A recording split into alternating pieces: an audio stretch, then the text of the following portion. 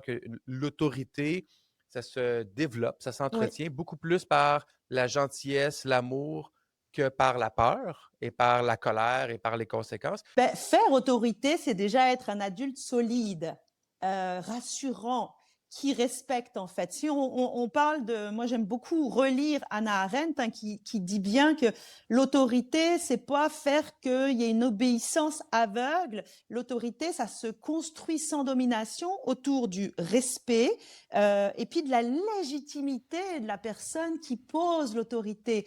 Donc c'est important d'avoir un adulte solide qui est conscient de ses forces et aussi de ses vulnérabilités, pas qui veut se cacher derrière une sorte de toute puissance.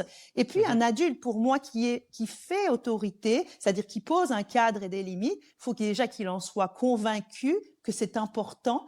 Il faut aussi qu'il ait intégré la notion d'attachement. Je le redis ad nauseam, mais il est important de créer une dynamique et une relation avec l'enfant qui va se sentir en sécurité et qui va pouvoir se déposer à la fois psychiquement et cognitivement auprès de cet adulte solide. Donc faire autorité, c'est être solide, avoir conscience de l'attachement, mais pas être perché dans une position un petit peu de supériorité ou de domination, puis d'avoir un rapport punitif en permanence en disant bah, si tu fais pas ça, alors. Et il y a quelque chose Ouais, que ouais. tu as dit aussi qui est très important. Pour moi, créer une ambiance où il y a de l'autorité et du cadre, c'est aussi être un adulte extrêmement flexible et créatif. Et là, l'autorité naturelle peut s'installer.